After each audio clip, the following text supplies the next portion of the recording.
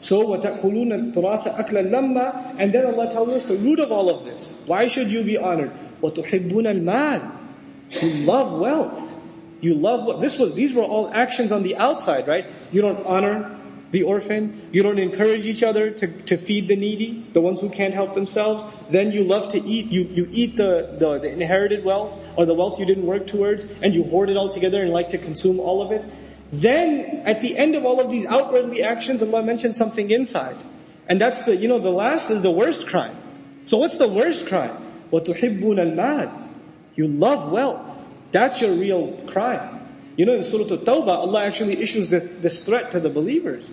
He says, قُلْ إِنْ كَانَ آبَاؤُكُمْ وَأَبْنَاؤُكُمْ وَأَزْوَاجُكُمْ وَعَشِيرَتُكُمْ وَأَمْوَالٌ اقْتَرَفْتُمُوهَا وَتِجَارَةٌ تَخْشَوْنَ كَسَادَهَا وَمَسَاكِنُ تَرْضَوْنَهَا. He makes a list of 8 things. Tell them if your parents and your kids and your spouses and your extended families, right?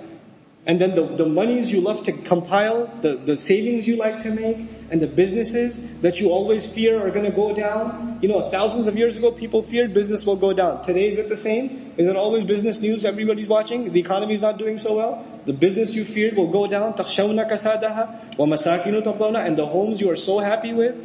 If all of those things, this is basically our mal in this dunya and the ni'mah in our dunya. He says, أَحَبَّ إِلَيْكُم مِّنَ اللَّهِ وَرَسُولِهِ وَجِهَادٍ فِي سَبِيلِهِ. If all of those things are more beloved to you, you love those things more than Allah, His Messenger, and struggling in their path, فَتَرَبَّصُوا. You just wait then. حَتَّى يَأْتِيَ اللَّهُ بِأَمْرِهِ. Until Allah comes with His command, with His decision. You just wait. Allah issues a threat.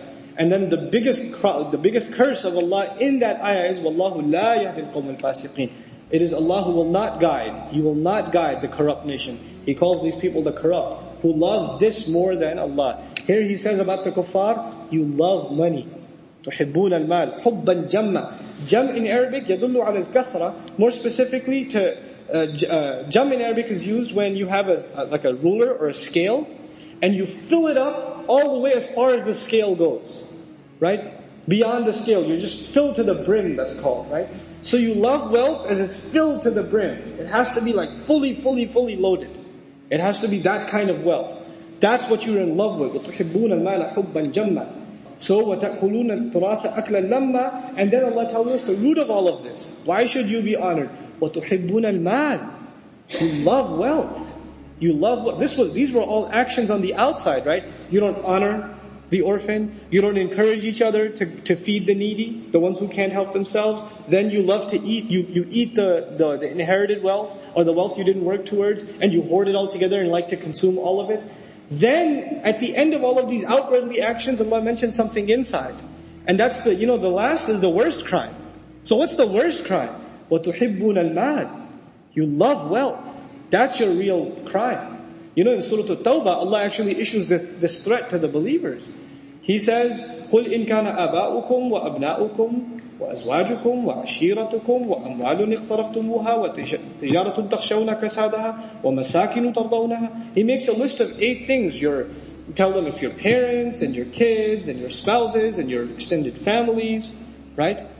And then the monies you love to compile, the savings you like to make, and the businesses that you always fear are going to go down. Thousands of years ago, people feared business will go down. Today, is it the same? Is it always business news everybody's watching? The economy is not doing so well. The business you feared will go down. تَخْشَوْنَ كَسَادَهَا وَمَسَاكِنُ تَرْضَوْنَهَا. And the homes you are so happy with. If all of those things, this is basically our mal in this dunya and the ni'mah in our dunya. He says, أَحَبَّ إِلَيْكُم مِّنَ اللَّهِ وَرَسُولِهِ وَجِهَادٍ فِي سَبِيلِهِ. If all of those things are more beloved to you, you love those things more than Allah, His Messenger, and struggling in their path, فَتَرَبَّصُوا. You just wait then. حَتَّى يَأْتِيَ اللَّهُ بِأَمْرِهِ. Until Allah comes with His command, with His decision. You just wait. Allah issues a threat. And then the biggest curse of Allah in that ayah is, وَاللَّهُ لَا يَهْدِي الْقَوْمَ الْفَاسِقِينَ. It is Allah who will not guide. He will not guide the corrupt nation. He calls these people the corrupt, who love this more than Allah. Here He says about the kuffar, you love money. تُحِبُّونَ الْمَالِ حُبًّا جَمًّا. Jam in Arabic يدل على الكثرة. More specifically, jam in Arabic is used when you have like a ruler or a scale, and you fill it up all the way as far as the scale goes, right? Beyond the scale, you're just filled to the brim, that's called, right? So you love wealth as it's filled to the brim. It has to be like fully loaded. It has to be that kind of wealth. That's what you're in love with. وَتُحِبُّونَ الْمَالَ حُبًّا جَمًّا إِذَا دُكَّتِ الْأَرْضُ دَكًّا دَكًّا. Now, in the previous ayat, there was all this talk about wealth. Wealth where? On the earth. And you should know, all that you've saved, wherever you've saved it, what's going to happen to it? It's going to be crushed, reduced to nothing and flattened. Actually, this is the same word used with Musa alayhi salam. فَلَمَّا تَجَلَّى رَبُّهُ لِلْجَبَلِ جَعَلَهُ دَكًّا. Now anyway, وَجَاءَ رَبُّكَ وَالْمَلَكُ صَفًّا صَفًّا. صَفًّا صَفًّا. And your Lord will descend, and the angels will descend, rows upon rows upon rows. صَفًّا صَفًّا. Over and over again, rows upon rows of angels are going to keep descending. It'll seem like this never-ending army. Now, previously, again, understand, they were impressed with their power on the earth. Allah is showing them how He's going to show them His power from the sky. How the armies of angels are going to descend upon them, subhanAllah.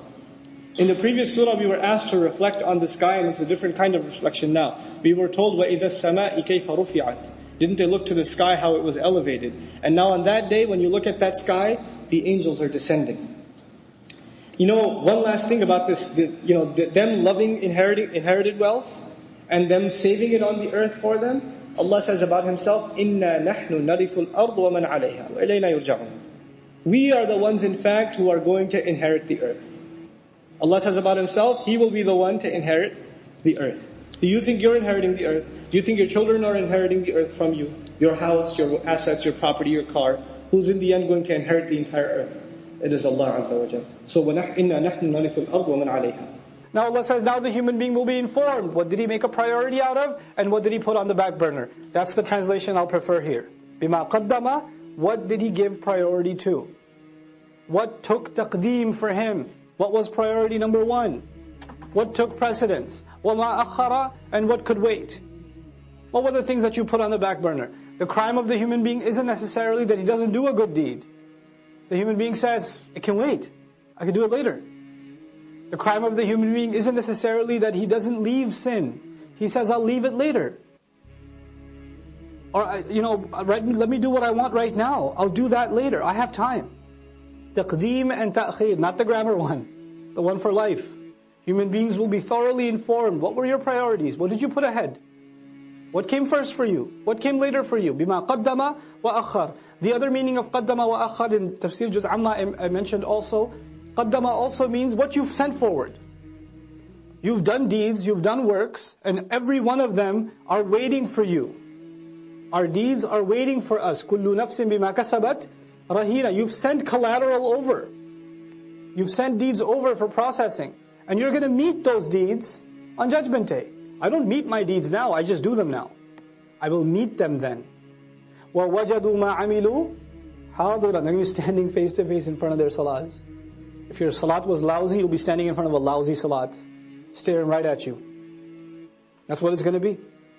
If you were lying, cheating, backbiting, angry, arrogant, condescending, whatever you were, he's looking right at you in the face. And then you're going to say, Mali hadal kitab. That's the reality of it. Bima qaddama wa akhar. What did he make a priority out of? What did he put on the back burner? This is one of those life-transforming ayat. The human being will be thoroughly informed. This was your priority. This is what you spent time on. This is what you did with your free time. This is what you thought can wait. You had all these dreams. I want to memorize the Quran. What did you do for it? How many seasons of how many TV shows did you watch instead? That was a priority for you.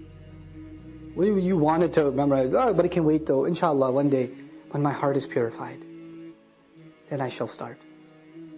بِمَا قَدَّمَ وَأَخَرَ بَلِ الْإِنسَانِ. No.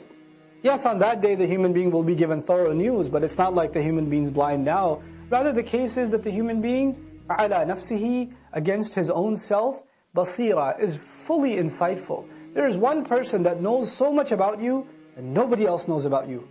And besides Allah, and that's you.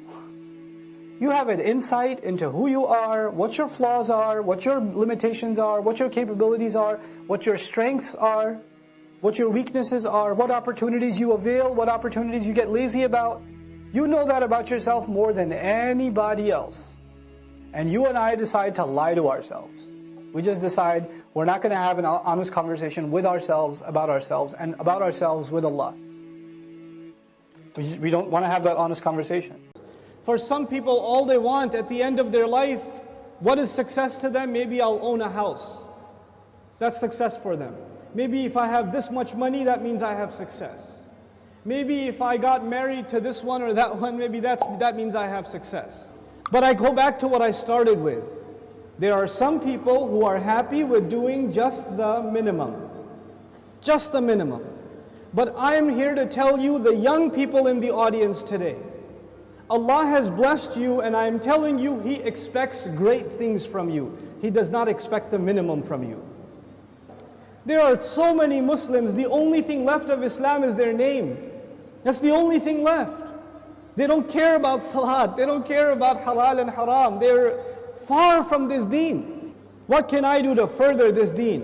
What can I do I shouldn't just be happy that so many people come and attend Jumu'ah. Does that mean everybody's heart is clean? Does that mean that we don't need any more reminder? Is that what that means? Or are there evils in our society? Are there youth that are turning towards drugs? Are there young people that are just living their life for no purpose? All they do is play video games and watch movies and go to sleep. And if you ask them for a purpose, they say, I want to graduate and get a job. Is that a goal? Get a job? Allah gave us such higher goals. Your job itself is a means to a higher end. But you know what? We are living in strange times. The people who need the da'wah the most today are the Muslims themselves. But even if you get a good job, but you don't do your job. You got the job, but you show up late every day.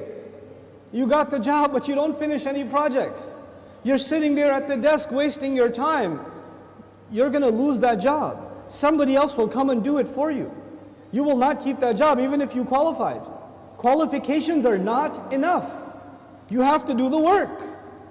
Allah Azza wa Jal is giving all of us, He's already qualified us. We are people of La ilaha illallah. We are already qualified. But that doesn't mean we're doing the work. If we don't do the work, if we don't concern ourselves, if we don't care, then you know what's going to happen. إِن تَتَوَلَّوْا يَسْتَبْدِلْ قَوْمًا غَيْرَكُمْ ثُمَّ لَا يَكُونُوا أَمْثَالَكُمْ. You turn away and Allah will replace you with a nation other than yourselves, and they will not be like you. They will not be lazy like you. And those are when young Muslim people have real iman, when young Muslims have real strength in their belief, then they have the power to change the world. They have the power to make the world a better place. But when young Muslim people don't have real iman, they don't have real conviction, then they are a waste of space. They are a waste of society, a waste of a generation. The only thing in their life, the most important thing in their life is when is the next movie coming out. The most important thing is when is the next iPhone coming out. The next most important thing is, man, I wish I had that car. That's it. Your life doesn't go any further than that. My teacher used to say that Islam is similar to climbing a mountain. You know, when you're climbing a mountain, you throw a hook and you climb. If you throw a hook not very high, then you will only reach that much. You can't reach any further. If your goal is money, if your goal is a six-pack, if your goal is a car, if your goal is a promotion, if your goal is entertainment, if your goal is girls, whatever your goal is, then you're only going to get that, you won't get anything else. But if your goal is something higher, to serve something more than yourself, you don't live a selfish life, you want to live for the sake of Allah and for the benefit of others, that's how you want to live, then you will benefit yourself definitely, but you will be honored in the eyes of Allah because you set your goal much higher. Our deen in this beautiful ayah, Allah Azza wa Jal describes it, قُلْ هَذِهِ سَبِيلِي. This is my path. A sabil is a path. And you know what? Allah did not say in this ayah, قُلْ هَذَا دِينِي. This is my deen. Tell them this is my religion. This is my Islam. This is my truth. This is my book. He didn't describe it with any other language except this is my path. And all of you know a path is like a journey. So Islam itself Islam itself is being described as a journey in this ayah. What does that mean? That means in any journey you have to make progress, right? So even if you take one step, you are more closer to your destination than the day before or the step before. Every single moment you are making progress in a journey. And in this ayah, Allah's Messenger says, sallallahu alaihi wasallam, this religion of mine and this religion of yours and ours, Islam, is a journey, which means I am supposed to do something more for this deen than I did yesterday. And I'm supposed to do more tomorrow and more tomorrow and more tomorrow. I'm supposed to go further.